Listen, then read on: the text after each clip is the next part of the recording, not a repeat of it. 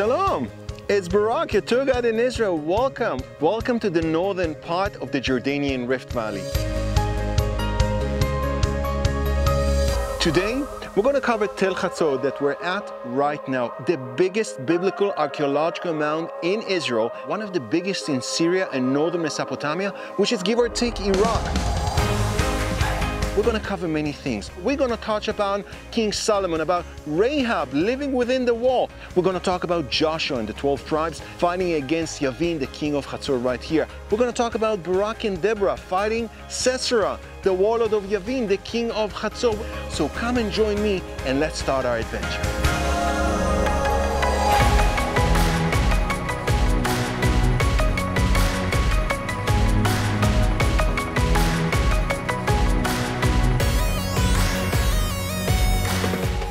Eyal, how big was Hazor? Gigantic! We're talking about 80 hectares. What does the word tell means? And it works perfect in English because tell tells the story, but that's the name of an archaeological mound, layer upon layer upon layer.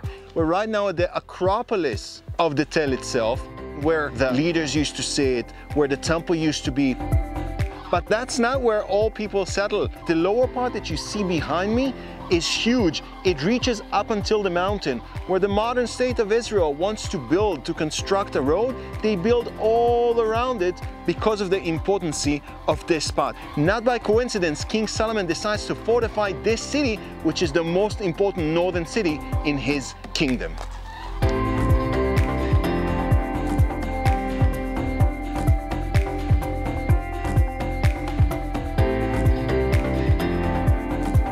The first thing that you see once you enter this site is this 6 cells gate that the archaeologists will claim that nothing else but King Solomon's construction company have built this. How did they claim such a thing? Well, let's go to the Bible. I'm reading from 1 Kings chapter 9. And this is the reason of the levy which King Solomon raised for to build the house of the Lord and his own house and Milo and the wall of Jerusalem and Hazor and Megiddo and Gezer. King Solomon makes huge building projects. Jerusalem, he fortifies it, but he takes 3 major cities which are very important to him.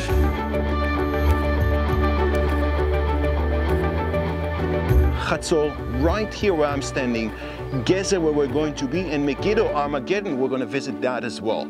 So if you see a 6 cells gates in all 3 sites, you know that the constructor is nothing else but King Solomon, and this is where I'm standing right now.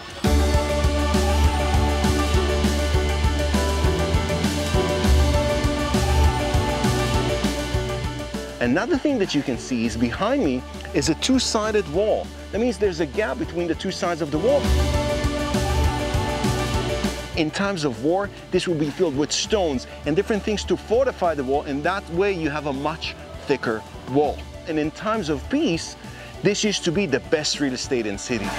I think this explains Rahab from Joshua chapter 1. You know, when the spies are going to visit her, it says in the Bible that she lives within the wall. How can someone live within the wall? Well, now I think it gets a better understanding. Come with me and let's continue exploring the site.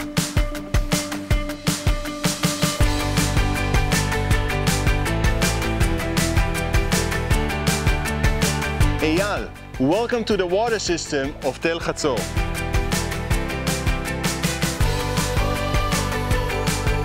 In times of peace, it's really easy to gather water and food, but what happened in times of war? Well, King Ahab found a brilliant solution. We're talking about the 9th century BC. King Ahab digs down a shaft of 40 meters, and you can see the original stairs. He reaches the aquifer, he reaches the water source, and that's even better because the people from outside have no idea what's going on. How do the people inside survive? Where are they getting the water from? A very smart solution to a very challenging problem.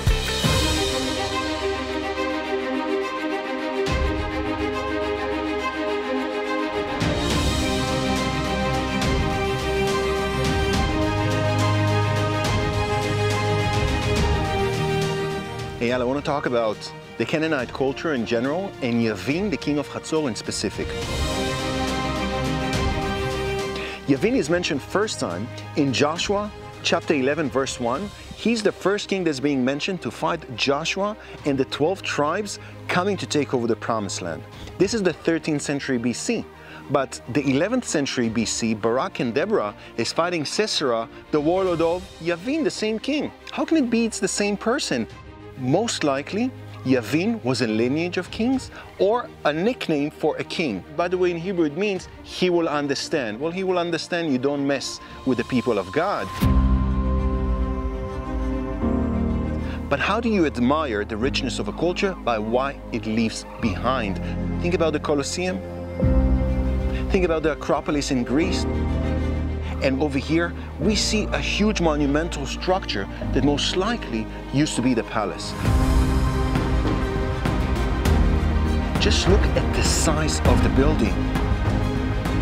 At the entrance, the first thing you would see is huge column of trees. This is not original, this is eucalyptus, but most likely it was a cedar tree. And this rock that holds it is bazelet. That means this was taken from far away just to put the pillars over here.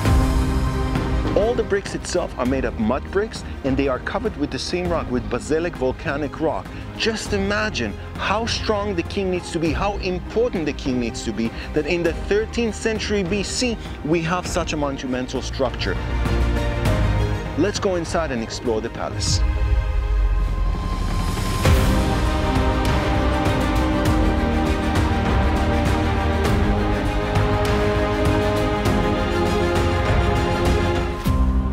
There's something about this spot that really excites me. How does archaeology prove there's a difference of culture or a new entity comes in? Well, usually if you find a written source, that's excellent. Or you find different ceramics. But how do you prove a big war of people taking over? You find a burnt layer. If you look behind me at the wall, you see a black line. Whatever above it is reconstructed, whatever is beneath it is original. Those basalt rocks that covers the mud bricks actually got broken by the intense fire. We found a burnt layer right here in the palace of King Yavin.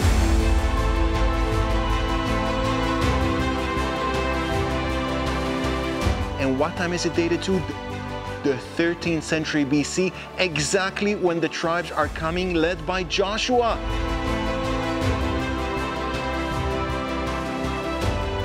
Also after, we find a different layer of ceramic as it comes in. A beautiful way to prove the war of Joshua and the 12 tribes fighting Yavin, the king of Hazor.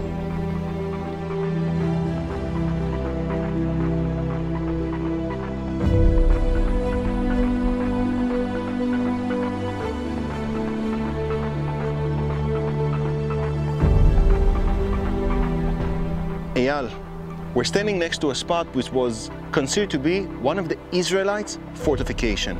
And what's unique about Tel Hazor, it talks about the beginning, about Joshua and the 12 tribes taking over the Promised Land, but it also talks about an ending. I'm sure you saw our video about Tel Dan, and if not, there's a link below. It talks about the deportation of the two kingdoms, the kingdom of Israel and the kingdom of Judea. This used to be a part of the kingdom of Israel. And this guarding tower is dated to the year, I'm going to be very specific, 732 BC. And this time I'm going to read to you from the Bible, from 2 Kings chapter 15. In the days of Pekach, king of Israel, came Tiglath-Pileser, king of Assyria, and took Hazor and Gilad and Galilee, all the land of Naphtali, and carried them captive to Assyria.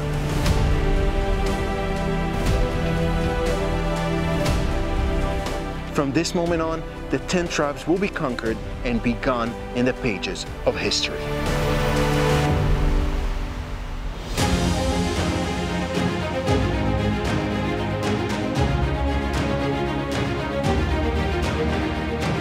Tel Hazor also has to do with Barak and Deborah fighting Sisera. I'm going to read from the book of Judges chapter 4.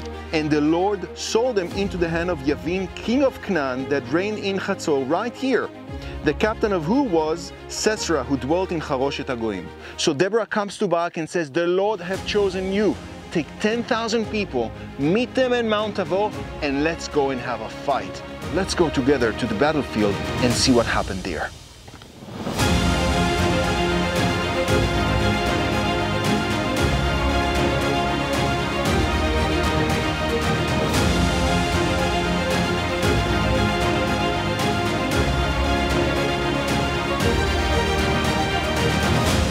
So Eyal, we just came down from Hazor, and I want to take us to the book of Judges chapter 4. And the Lord sold them into the land of Yavin, king of Canaan, that reigned in Hazor. We've just been there.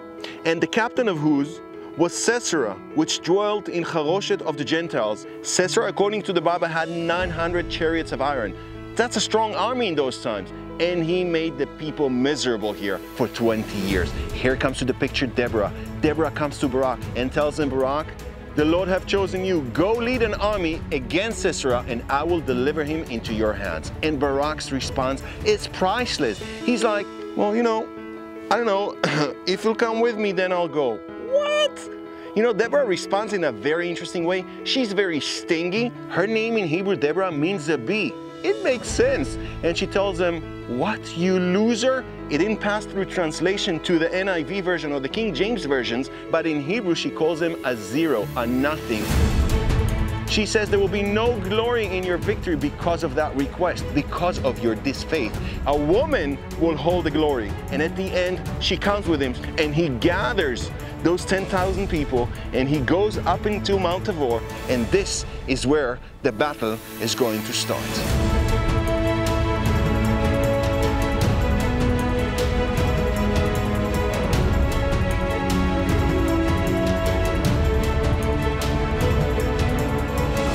Yeah, we're on top of Mount Tabor, and as you can see behind me, it's very steep.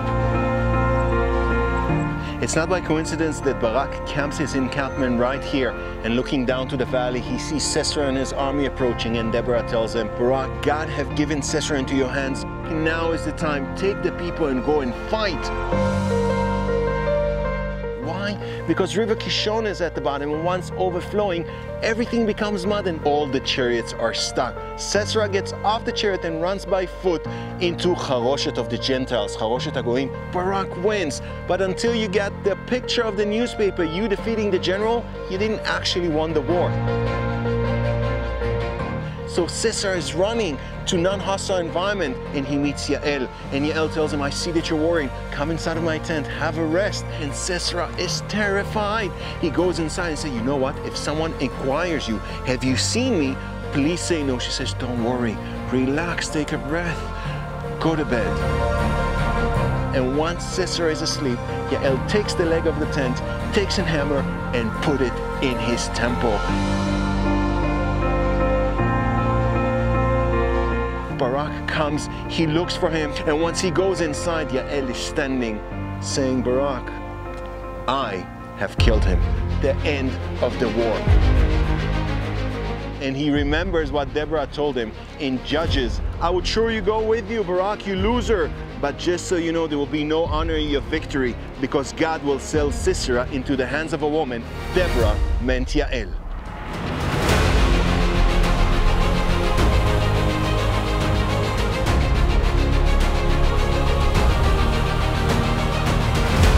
Standing here on Mount Tabor, I think that the lesson we can learn from Barak and Deborah is a lesson of disbelief. Disbelief in ourselves, disbelief in our life's calling, disbelief in the messenger. You know, Deborah comes to Barak and tells him, God is on your side, you're going to win. But Barak, fear nests in his heart.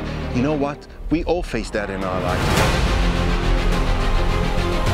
Sometimes it's fear of disappointing people. They believe in you. What happened if I fail? But you know what's worse? What's worse is not even trying. If we won't follow our life's calling, if we will have this belief in our heart, we will not succeed. If you have an idea for a startup and you won't have the courage to follow it, someone else will make that startup and he will gain all the glory. I remind you, Yael.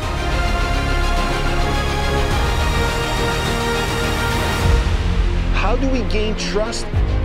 How do we fight disbelief? How do we go against all odds, listening to our inner calling? That question I leave to you.